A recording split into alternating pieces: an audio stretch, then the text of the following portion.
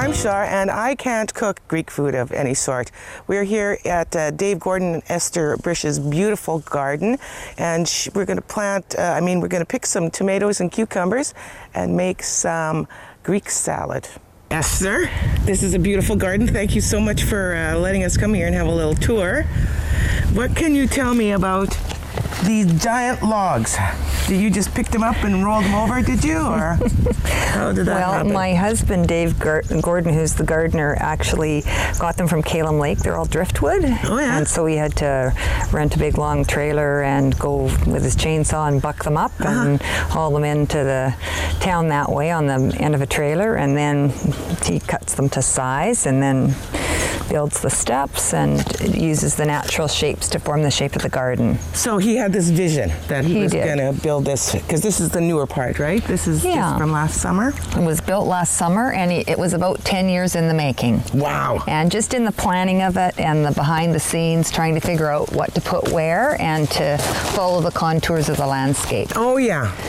So it was lawn before with maple trees here, and then we had to have a bunch of earth brought in to level things out. And so this was sloping down that way? Yeah, a really strong slope. Yeah, so the greenhouse was built last summer as well. And then these gardens were just put in last summer, and I want to go into that greenhouse really soon, but let's look around a little bit outside here. So I see this is a bunch of strawberries. Did you get lots of strawberries this hot summer? We did, actually, and we have an ever-bearing variety that's continuing to produce berries up above. Oh, and this is an asparagus patch, which will take about 6 to 8 years to actually produce asparagus. And so these tiny fronds here are some of the plants. Yes. Wow. So you have to be patient if you're an asparagus gardener. Yes, patience. Macadamia nuts too, I understand. Mm-hmm. And dill, and what's this? This is kale, and these peas were meant to be about 2 feet high, and you weren't supposed to crop them, but they sort of doubled in size, and they've been pretty productive, and they're giving us a second crop this year. Oh, a second crop. Yes. Lovely. Purple cabbage. Yes. This is very pretty. It's edible and pretty. Yeah, we've sort of focused on planting the berries last year, and so this is a raspberry section, and it did pretty well for its first year. And we've also planted some fruit trees that we haven't really had any fruit other than these cherries were planted last year, and we actually had cherries from this tree this year. Yeah. Wonderful. It's always encouraging. And I want to go to the raspberries next. Can I just chuck the pea pods? Yes, please.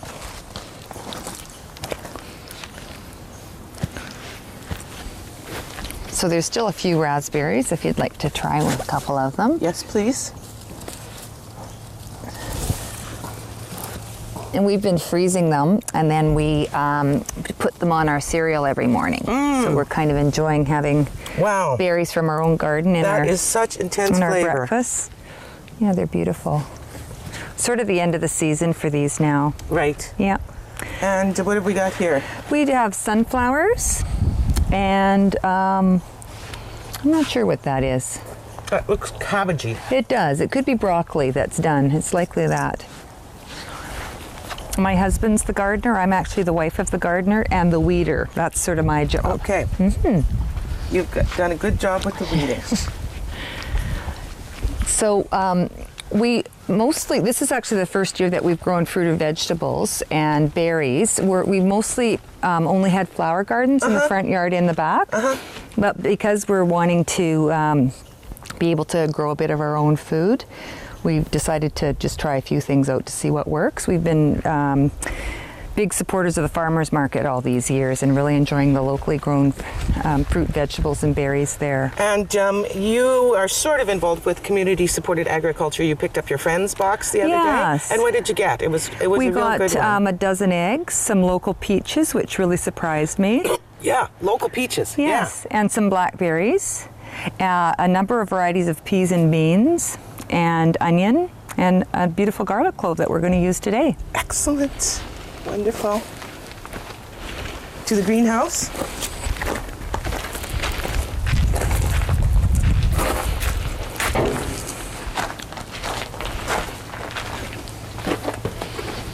Oh, so nice. This greenhouse is really a 3-season room because it has a wood stove in it as well. And we're going to be enjoying it in the spring and fall as well as in the summertime. So just not December, January, February. No, I think it'll be a bit the rest cold. Of the time. Yeah, and it'll just take the chill off, having the wood stove here and enjoying the light. And this is sort of the ultimate man cave. Ah, yes, man cave, wonderful. Yes. Man cave with tomatoes. Indeed, yes. So we chose these tomato plants. Dave picked them up at the farmer's market, and every single one is a different variety. Oh, how cool. So I can show you that in the basket up at the house. I've already picked some in so that you can see. So we'll try them all in the Greek salad and we'll see which ones you like. And I see these are not quite ripe. These are a little bit later. Yeah. Yes, and we've had quite a bit of basil this year. The greenhouse has been great for that, so I have made a bit of pesto, and we're going to be using a bit of basil in the Greek food. Often it's used in any event in Greek food, but just because it's in season, I'm going to be putting it in both the salad and the tzatziki, just for color and flavor at this time of the year. That's a lovely little ripe tomato there. But you picked them already, I have, so but we don't go ahead need and pick that one if you'd like. Maybe I'll just eat it. Sure. And then the cucumbers are in front of us now. And I have picked a very large one, but there are a variety of sizes. I'm not sure if you can see this one here. Nice. It's quite big and round. And another smaller one up there. Yes, another smaller one. And anywhere you see the blooms, a new one forms. And we've had quite a few actually over the summer. My husband's taken in quite a few to work, to his workmates and such. Is that an old hammock? It is. It wasn't that comfortable, so we've repurposed it. Yeah, so we kind of enjoy that. And Dave likes to plant, this is a dahlia plant, so he does plant flowers in here as well. And we have had other things in here, including cilantro and that type of thing. So it tends to bolt early because it has too much heat in here. And that's a tropical plant, is it? It is, yeah. And we just have it. It's not local, obviously, but we just have it for a bit of show and just to get some enjoyment out of a colorful plant. Enjoyment. Yes. Yeah.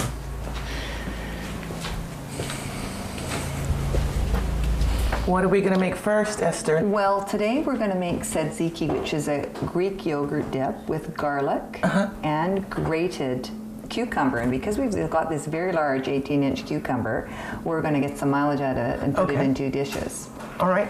So it also has yogurt, lemon, salt and pepper, dill, and I'm going to put basil in because we just have a lot of it right now and it'll just brighten up the taste of everything. Wonderful. Great. So if you'd like to start by just whacking off a third of that, that would work great. And this is from your greenhouse. It is. I just picked this morning.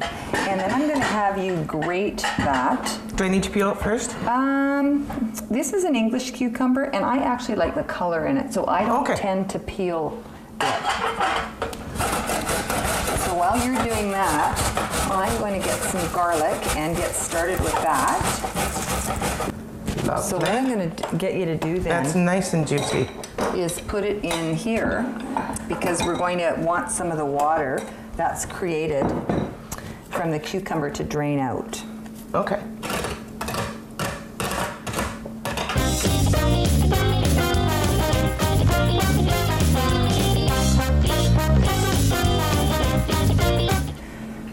And then while that's draining, what I'm going to ask you to do is to roll up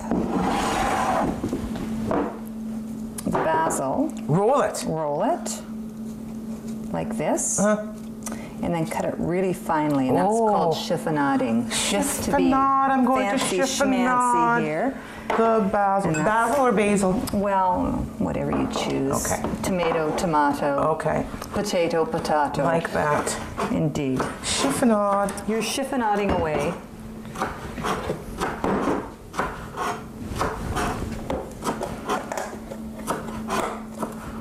Even thinner would be grand. Not possible. Okay. Is the horse out of the barn on that one? Yeah. All right then.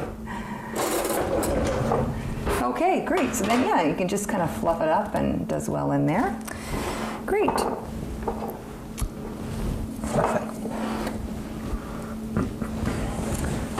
just get the yogurt, and we're going to plop in. This is Greek style yogurt. It's 0% milk fat. I try to use low fat dairy products for health reasons mainly. Okay. Yeah. So, and I don't find it compromises in flavor very much. So it's nice and thick. There was a time when you couldn't get Greek yogurt, No. and I used to make my own and just put it through a sieve and then wait for a couple of hours till all the water drained To get out of that it. nice thick consistency. Yes, and I use this type of yogurt cheese as well, which they're now calling Greek yogurt. I use it to make cheesecakes as well. Oh, yum. Yeah, so it's a lot of use in this home. Okay, so And this is the base for the dip, right? it is the base, that's right. So you're going to put in about half of that garlic.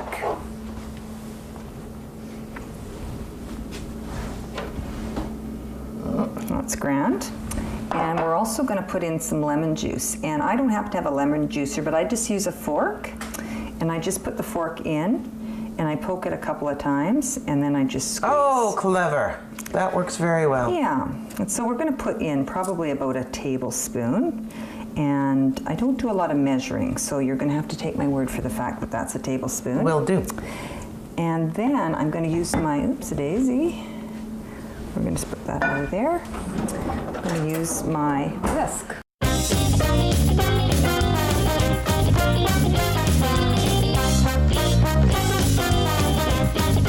Put that in there, you've got this beautiful color. And I'm gently whisking now? Just You are. Yeah. You're going to mix it up.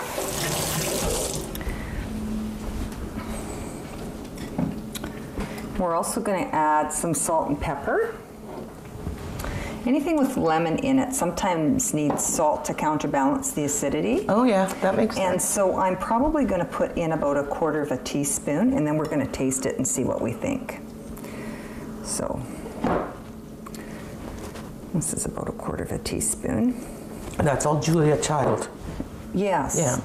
Yes. I don't know whether Julia Child measures, but I have. She used your hand like that. books, does she? Yeah. And then we're also going to put in some fresh ground pepper because that makes everything taste better. Why fresh ground instead of just shaky? Well, I just want you to smell this and tell me if you can smell the pepper. Wow. Yes. Yes. So you get a lot more sort of aromatics out of that. And when spices are fresh, they're a lot more pungent and more potent. Oh yeah, that makes sense. Yeah, so give that a little whisk. And we're going to put in some dill as well. Is this from your garden? No, the dill is actually dried. So I'll put in about 1/2 teaspoon of dill, but have a smell of that. That's very nice. Yeah, it's quite nice.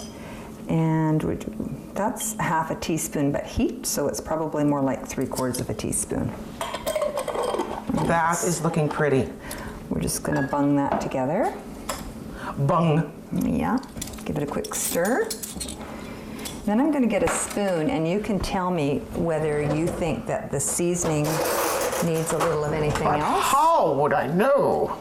Well, you've I've had never- tzatziki before, haven't you? Well, maybe. Try that.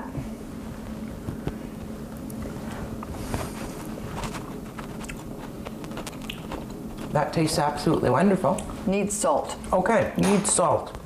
So we'll put in another 1/4 teaspoon. You can actually take quite a bit of salt. And I can taste a little bit of the garlic. But it will, as this marries together, in 1/2 an hour, it'll sort of marinate through and marry, and it'll be much nicer. The garlic flavor will spread flavor will throughout go the through. other That's right. ingredients. Good? Okay, yeah, and because that's sort of a messy bowl, we can just finish that up by putting it in a nice bowl and have it ready for presentation. And then when we're finished, we'll just use the basil on top for just a little bit of decoration, Nice. and it'll look nice on top. Yeah. So did you want to just put it in? Sure. Should I Like use this or a spoon? No, we'll that. be using the spatula. And I'll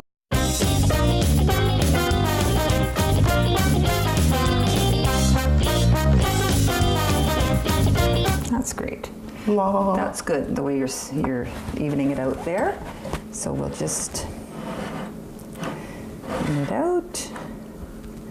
And then, would you like to just sprinkle some basil on there? That's it. That looks so fabulous. Great. And so we'll just let the flavors marry. Grand. Okay, so we'll pop that in the sink. We'll tidy up here. There we go, and we're pretty much good to go here. Okay, the next thing that we're going to do is the dressing for the salad. And again, we're going to use the lemon. Would you like to try squeezing the lemon in that way? Grand. So then I'll just fish these out. And we'll just put these away.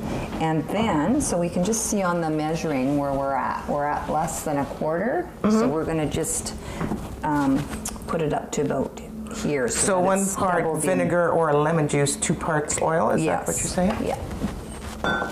So we'll just put that in, and this is extra virgin olive oil. And there's many varieties, and sometimes I use organic if I have it available, and sometimes I just use regular, so whatever. And then the garlic goes in there.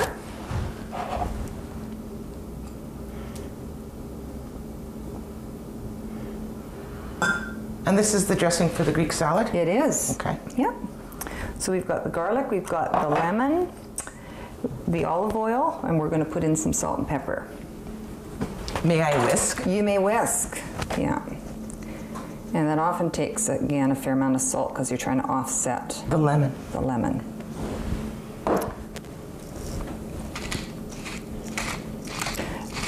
Now I'm going to put feta cheese and olives, so that's going to make the Greek salad fairly salty. So I'm not going to worry if I'm a little under on the salt. Right. So just give that a real whisk. Oh, this is a lovely whisk. Okay, so now we're going to make the Greek salad. We'll just tidy up our workstation here. So we're going to put tomatoes, cucumbers. Oh, yeah, tell us about the tomatoes. Oh, yes. Now, these tomatoes are about 5 different varieties. These are sort of the more Roma style, a more medium size. These 2 small varieties of tomatoes. One's got a little tip on it and one doesn't. And sort of another smaller tomato. Now, what varieties they actually are, I couldn't tell you. My husband bought the plants. The Roma type and, you know, cherry type and then more regular. Right. And we also have some that are sort of a black or a darker brown one called black cherry that have a bit of a purple hue, but they were not available at that moment. So because they're bigger, right? Take longer? No, they're tiny. They're only tiny. About this big. Oh, but they're just... we've eaten most of them. You've eaten them. Okay, so you've got a washed cucumber there, and so you're going to chop it in pieces that are about, you're going to go with, smaller. I would say if you could get 6 out of it, you're doing well. Okay, that's 6. And while you're doing that, I'm going to cut up the peppers, and the peppers are grown in the Okanagan. We can grow peppers in terrace in a greenhouse. Yes. But we didn't plant any, so that's it for us in the pepper department.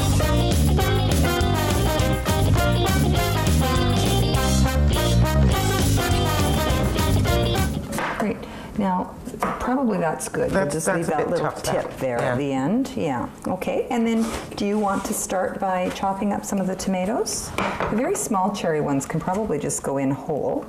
Twing. Yeah. So there's the easy peasy part. Now, often green pepper is used in a Greek salad, and I don't happen to like green pepper. I don't like green pepper. I find them incredibly bitter. My sister used to eat them like apples when she was a kid. Oh, my goodness. And I know that they tend to be cheaper in cost at the grocery store, but I've just never caught into the taste of them, so personally I don't use them. I'm glad. But I think probably in Greece they're using what's available and what's fresh. And they might taste different under that hotter sun or something, right? Yeah.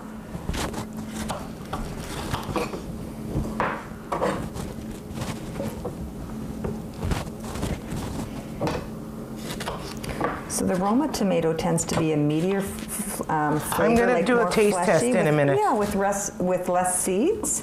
And so they're often used for tomato sauce, sort of commercial tomato sauce. Yes, they're less watery and a bit more pulp. A little bit out to there. About this size, Miss Esther? Sure. Actually, you can even just, if you cut these in 4 altogether, that would be a good size to put in. We have a family friend who's an engineer, and when I chopped up a salad with grains, he marveled at the fact that all the ingredients that was in there, the peppers and the onions and everything, was exactly the same size. Well, I hadn't realized that and hadn't really noticed, but that caught his eye. Same volume. Yeah, so we're also going to put in some sweet onion or Vidalia onion. Sometimes onions can be very, very pungent and much too strong. Yeah, I don't like the strong ones raw. Yeah, these are quite a bit sweeter. And when we cut them into smaller pieces because you want a little bit of it. Onions are one of those things that can take over. Did you just want to taste a little corner and see what you think? Oh, sure. Yeah.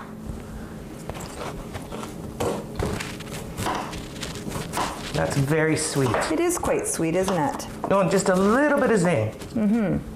And so when you cut them, and if you only want small amounts, you can actually just separate the bits like this. So you don't get a huge mouthful. That's right. Then you don't get a whole bit all at once.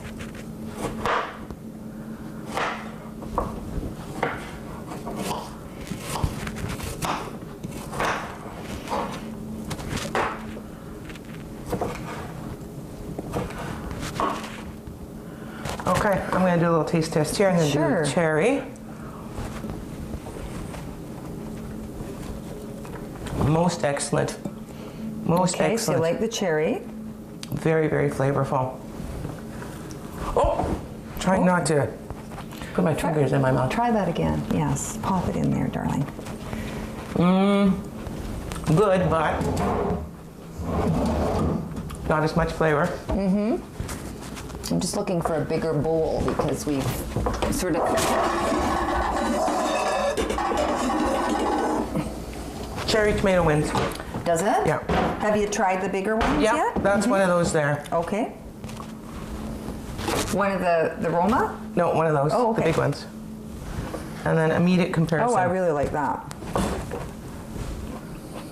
Oh, I really like that. Tomatoes are my favorite. Oh, okay, so you love them all. Yeah. Okay, we probably don't have to do...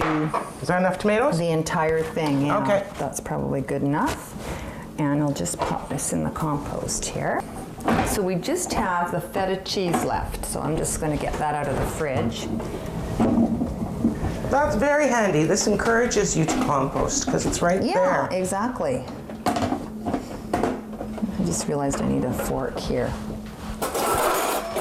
One thing with feta cheese is that you, because you're only using bits of it, you don't want to put your hands in there. So you want to take a chunk out with a fork and just break off a piece. Sometimes they're in a couple of discs and it makes it easy. So I'm going to actually just transfer it to there. All right.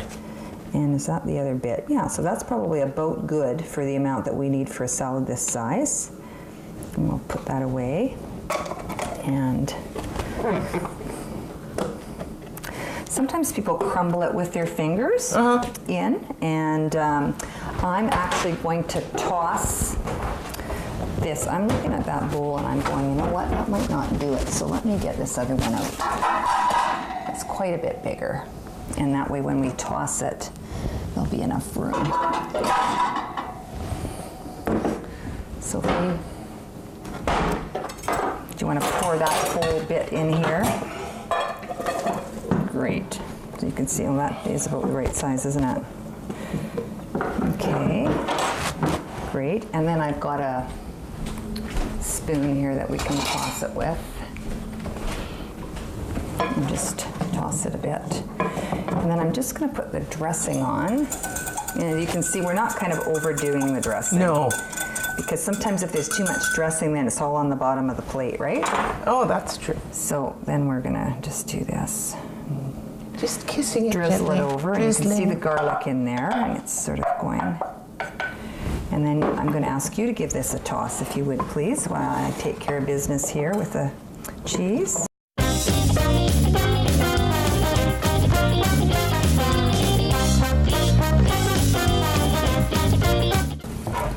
Some pita bread. This is the dough. And this is the finished product. And because it comes out of the oven quite light, you have to cook it on an extremely high heat.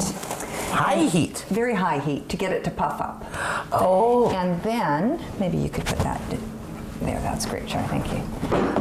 Then when I'm going to serve it, I actually toast it to give it a little bit of color and to have it warm again. Yeah. Sounds good. Yeah, so if you've got time, you can make pita. If you don't have time, you can purchase it. Or you could have French bread on the side. You could have any other sort of carbohydrate, if you like olive bread, whatever, anything. So it goes quite nicely with the dip, with the tzatziki dip, which is here. Oh yeah, that's going to be good. And the salad.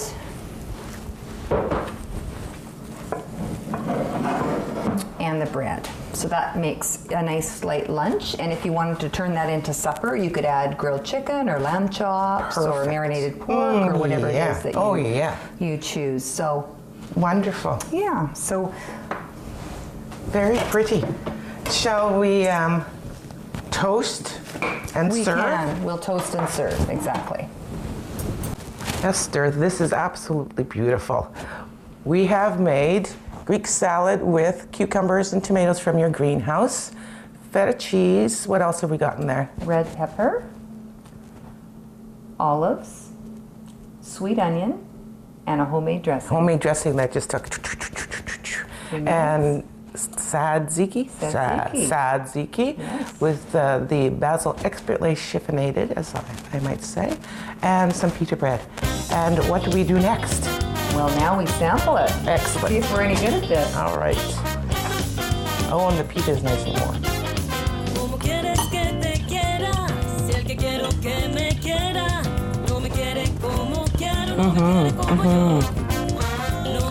Beautiful, beautiful late harvest meal. Love looking for our local products.